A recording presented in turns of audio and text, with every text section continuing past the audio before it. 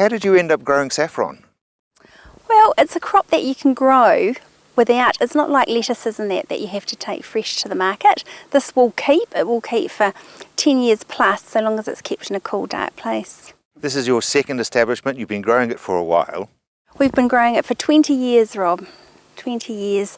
So, and then when we moved here about 5 years ago, we brought saffron with us. We're certified organic, and we have a HACCP program, which is a food safety program with the saffron. Somebody from overseas said that you're doing very, very well.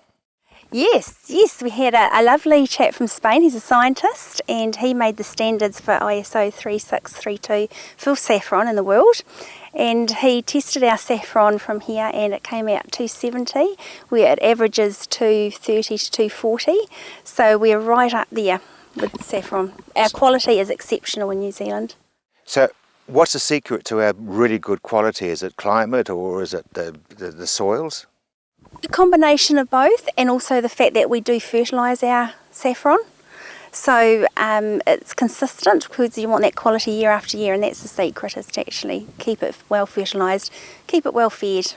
So being organic, what are you using for fertiliser? Yeah, we use fish fertiliser that's certified organic.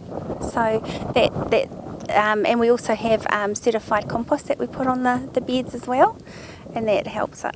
Is it an easy crop to manage? It is. I mean, your busy times are November and December. That's when you can dig your crop up if it's getting crowded and replant it. And then your other busy time is April, where that's when you've got the harvest.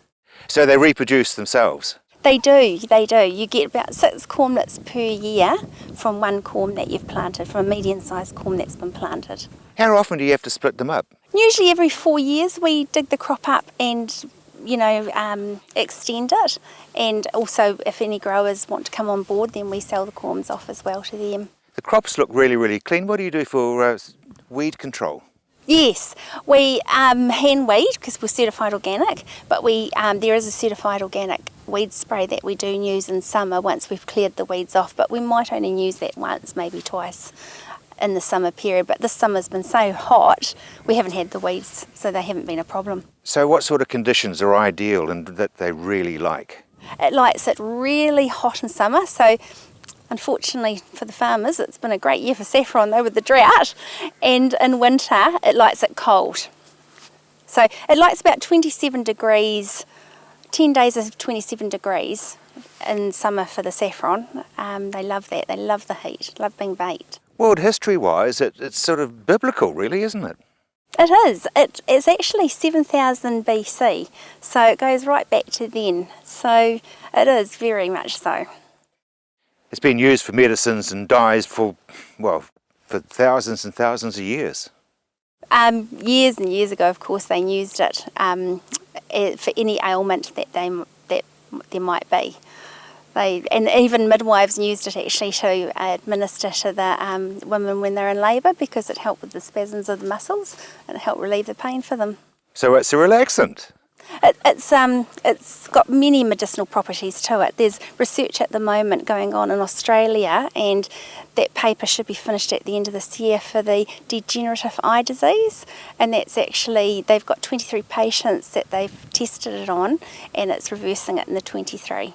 Has there been any other research like cancer or whatever? It's been very promising for cancer. Also chemotherapy, it halves the side effects by half. Also the scientists from Spain, they're researching MS at the moment, and he said that's looking very promising as well. So it has got a lot of medicinal properties to it, so it's not just for the food. So obviously food is another aspect that, in fact, that's where most people would know of saffron from.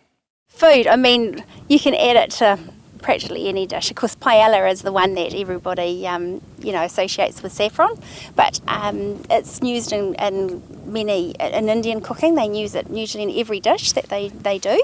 You even make bread. We did today, just for you, Rob. And it's interesting that top chefs from around the world are using your saffron. Yes, they are. Yes.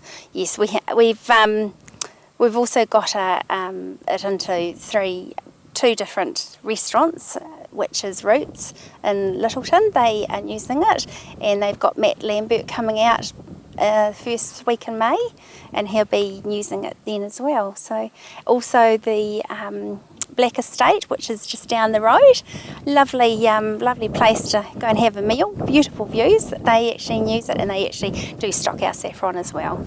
And Gracebrook and Amberley also have it. So let's talk about your markets. It's mainly export? It is, yes. Most of it is exported to Australia. Previous to this, we did export to the USA and Germany. It looks as though it's very labour intensive. It's not too bad actually, no. I mean, you just go out early morning. We usually start at 7:30 in the morning, and we pick all the flowers, and they're closed. Ideally, you pick the flowers when they're closed. When they're closed and you've got the stigmas sticking up from the top of the petals, you know you've got good saffron, and you get good trumpets at the end. So, and then after that we just process it, which is just taking the 3 red stigmas out, and that's a nice sit-down job. You leave the stamens and the petals, you don't use them at all? No, the stamens at the moment, I mean, we are looking to the future and looking at what we can do with the petals and also with the stamens. Cheryl, there seems to be a lot of waste. Yes, and if we can utilise, that, we certainly will. And that's what we are looking into at the present time as well. You only get to harvest it once a year. Yes, you do. That harvest runs for about 4 to 6 weeks.